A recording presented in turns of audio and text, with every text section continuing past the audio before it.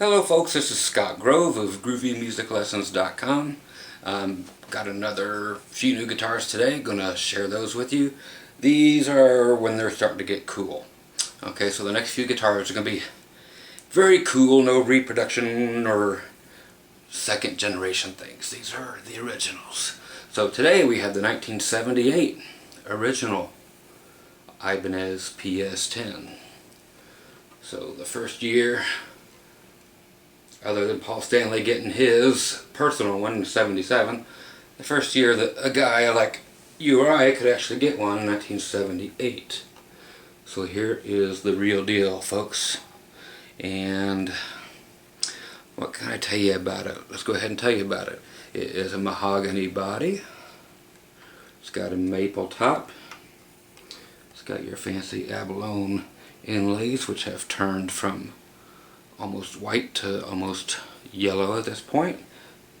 We should have some cracking in the binding, if you can see it. There you go. As all of these do from back then. Nothing is even showing signs of lifting though, so it's all very, very sound. Condition, you've got a little bit of worming right back here, right there on the back of the guitar. Chrome, okay, chrome, not that mirror looking stuff. So chrome, chrome, chrome. Okay, and again, we've got a maple neck with the smooth heel. What else do we got here? We have the Gibraltar bridge, the quick change tailpiece, the V2 pickups, which, as you can tell, for the first time for Ibanez, Paul actually made them look exactly like, and probably the same specs as a DiMarzio Super Distortion, because they sound exactly like one. Okay, and Ibanez wasn't putting out pickups that look like this, so this was, they said, a variation of, and then the open coils, so they never looked like this before, this model. So then you'll have the Paul Stanley right there at the 21st fret inlaid. Your pearl, abalone pearl, going up and down the fretboard, which is just rosewood. He never went with the ebony stuff, so it's just rosewood. And then the Velve tuners,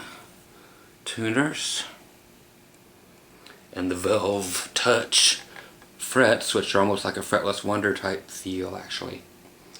Okay. So that's it in a nutshell. You have 2 volumes and a tone. The thing to know about this, compared to all the other Paul Stanley models, which I have behind me, I think I got them all, except no, I need the classic. If anybody has the classic from around 95, 96, I need that one. So if you got a perfect one, let me know. But what this one does, that none of the other ones do, is when you turn down the neck pickup, on the volume control, you actually, when you're just playing the neck position, and you just go back and forth, and you get the kill switch like on a Les Paul, that has 2 volumes and 2 tones. This guitar does that. None of the others do. They stay on in the middle position. It still stays on the neck pickup. Okay, so even though you shut the rhythm pickup off, if it's in the middle, on all of the other remakes, all of them, it will still stay on. It'll still be in the bridge position until you finally shut it to the up position for the neck pickup, and then it'll finally do the kill switch thing. So it's kind of a pain for those, but this one was designed right so that it actually would do the kill switch. Ace was famous for it. Paul never touched it that I know of. And then again, who knows a whole lot about who did what with Kiss. Most of the time, heck, you had Gene playing guitar on everything, or hell, you even had Eric Carr playing bass on some of the stuff, and Paul would play lead, and they'd bring in Anton Fig on drums, and bring in, probably 20 different musicians whenever Ace wouldn't show up. Or sometimes, like I said, Gene would just play the part because Paul didn't, or had something to do that day, or Gene would be making a movie, so somebody else would play the bass parts. And we always had Bob Kulick Bruce's brother always coming in and playing guitar too whenever. And Ace would be out there watching TV, and Bob Kulick could go out there and say, okay, all the parts are done. Ace would be like, oh, so how'd I do? Ah! You know. So that's Kiss for you. Interesting stories, all of them. Makes for a fun band to keep up on. So I've kept up on Kiss just because it was just a band I picked when I was a kid that was exciting to watch, and they proved to continue to be super exciting. I'm just putting a knob in another position so it's on 10 instead of 8. So I just got these today, so I'm just noticing little things I gotta do. So yeah, they're always just fun to watch. Okay, so let's get right to this axe down here and just plug it in and do that voodoo that we do so well, okay? Alright, let me stand. Oh, actually, let me move the camera. There we go. How's that? So there's the axe in all its glory. The same one that, you know, we saw on the Alive 2 inside cover. When we finally popped that open, we're like, what is that? And it was the most badass thing we ever saw. And you always wanted one. Well, there it is, kids. It's my first one, too, of the actual 78. You know, not the 79. Not close enough for the 80 or the 81. They made these from 78 to 81. But, you know, of course, the Holy Grail is going to be this one. So that is what is so cool. So here we go. Bridge pickup. Clean sound.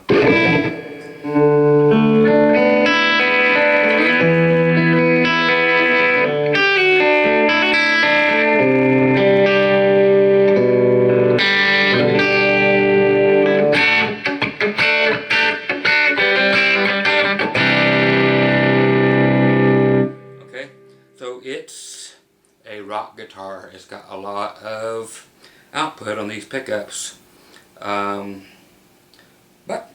it really sounds nice here in the middle with both pickups on.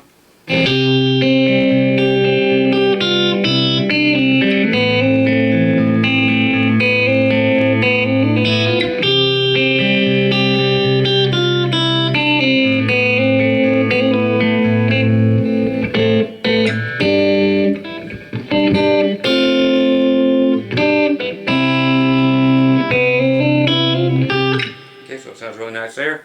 Okay.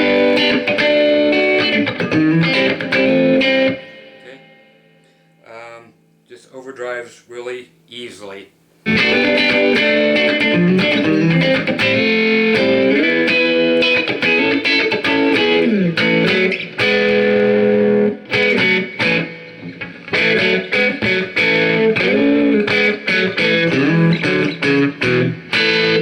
And neck.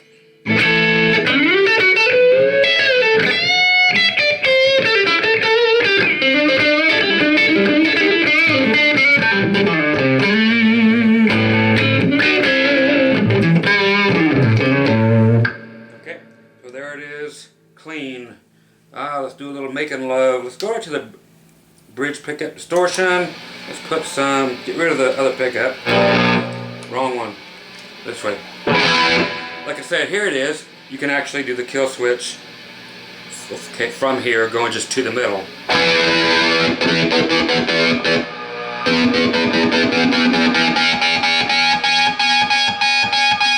So it has the definite Kiss, easy feedback, controllable that they get on everything.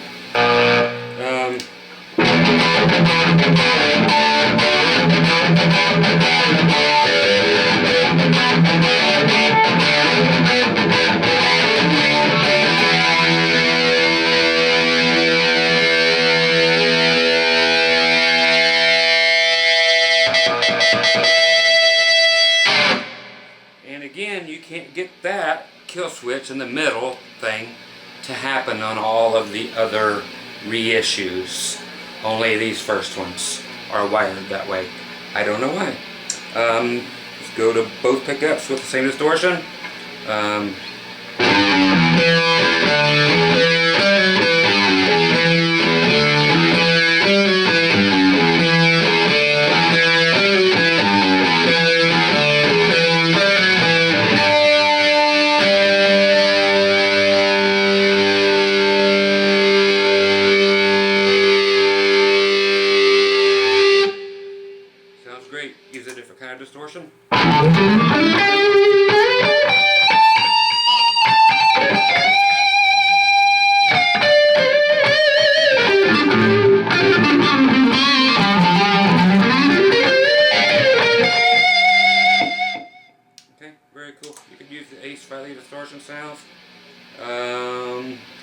See, what was the cool one?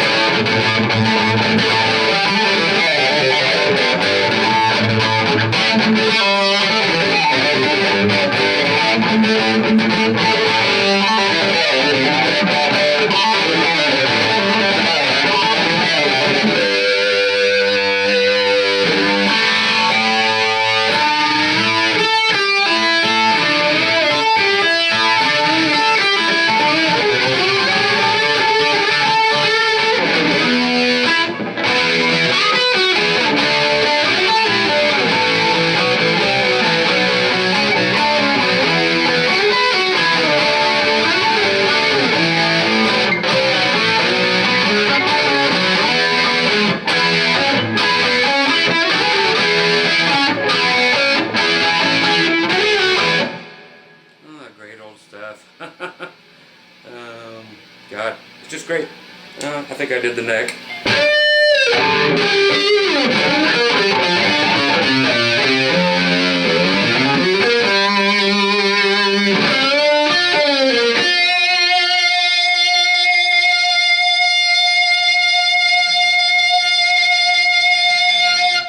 Now the thing is, back in '78, Gibson and Fender were both faltering. Of course, most Gibson fans are, against the Norlin years, the people who owned Gibson back in the 70s and early 80s, so they weren't fans of all the guitars that were coming out. I was, but they weren't, so production quality was really, really, really piss poor according to the real Gibson aficionados, and Fender the same way. Everybody, except for me, I love the late 70s Fenders. But everybody says that's when the worst Fenders were made, but I like those better than all of them. Okay, so in the mid to late 70s and the very early 80s, all the way up to 83, is when Ibanez was putting out its best guitars. After 83, and since then, I really don't care. A couple of these reissues of these were, they're neat, but as far as Ibanez as a whole, they have sucked since '84 as far as I'm concerned. That's just me. Okay, so Ibanez was making guitars way, way, way better than Gibson or Fender probably combined. So Ibanez got some cease and desist orders on a few, mainly headstock shapes they were doing, and then they decided to say, screw it, we'll just scrap all the copies we're doing of Gibson and Fender and do some new stuff. And this was one of their very first original ideas, was the Iceman, which of course this is modeled after. Paul Stanley says he modeled it after the Iceman, but pretty damn close. It says it has, I can't remember exactly, it says a Pinto and a Ferrari or something, about as much as it has in common with the '78 Iceman compared to Paul Stanley's axe. So here's the '78 Iceman. Here's the '78 PS10. It's just, I don't know, dressed up more. And it is what it is. We all know the story, I think, but there's not a whole bunch of these here on YouTube for you guys to check out, so I got this one, and of course I have to show these to you. They just need to be documented, and check them out. Okay, so we've heard this, and that's plenty to do.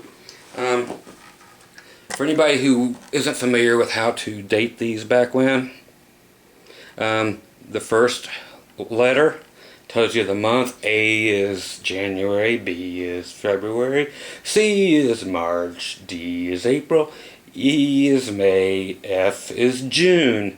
What do you know? This was made in June. Then the next two numbers tell you what year it is. 78.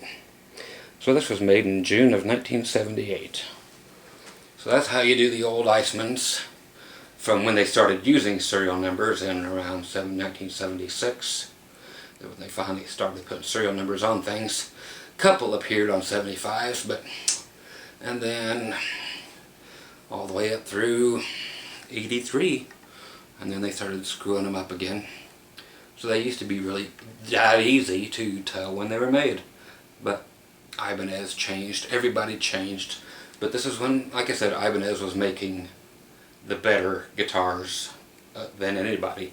Just like when Fender went out in '85 and had the Japan plant open and do all of the business, so the only Fenders being put out from '85 through '86 and part of '87 were from Japan, and Fender Japan just cleaned USA's clocks by putting out axes that were better than anything that Fender had ever done before, and as far as I'm concerned, since and still, they're still doing way better stuff than Fender USA or Fender anybody. But this is the one. So this is why we're here, for this guy. Screw Fender. We're here for this one today. So the original 1978 Ibanez PS10. How cool is that? It just doesn't get any cooler. And I don't know if I need to tell you that it has, you know, your Paul Stanley junk up here and what's what, but we've all been seeing this since '78, you know, on the album cover. Like I said, Alive 2. So if we opened up that Alive 2 cover, we all saw this, and it's like, that's the guitar Paul Stanley should play for the rest of his life. It's the one that's always going to be associated with him, no matter what, Washburn or Silvertone or whatever else he decides to attach his name to. It's always going to be about this guitar right here, nothing else. That. And shortly afterwards, well, you guys have seen this, but all part of the video. And then of course this version. So yes, PS10, not a nice one, so it's the PS10. So, and Paul has the only real one. This was done by Cayman, capital K, capital A, capital M, capital N. They're the ones that do the authorized quote-unquote mirror ball service on these, using actual mirrors and not acrylic crap like everything else is getting, like the Washburns. And so these are done with real mirrors and so forth. So there you go, the '78 Ibanez PS10. Again, check out the row of Ibanez. It's just growing and growing and growing as far as all the PS10s go. And a couple Icemans up there. But again, Scott Grove, GroovyMusicLessons.com. Head over there, get some free lessons. Head over there and just check out all of my guitar reviews. They're all over there. Much easier to find. They're all by brand name. And they're all right there for you to check out. Any guitar I have, there's one page there and it has every single guitar right there. Just go check it out. And people's like, how many guitars you got? It's like, go there and count. They're right there. Go to the site. Anything you want. It says my current instruments. Click it. That'll show you exactly what I have. When I sell one, I take it off of the website. When I get a new one, it goes on the website. So don't ask, because I'm not answering. Okay, because this invites criminals into your home. But I'm telling you how to go find it this easy. But I'm just dumb like that. Okay. Okay. Hope you guys enjoyed the new axe. I'm going to sit here and play it for a little while. I got another review of an axe to do next, which will be my 1980 Kramer. Yes, the aluminum neck axe guitar. One of 25 in the world. Coming up right after this one. So see you for that one too. Very cool axe. Very, very, very rare. Okay, talk to you guys soon. GroovyMusicLessons.com. Go! Bye.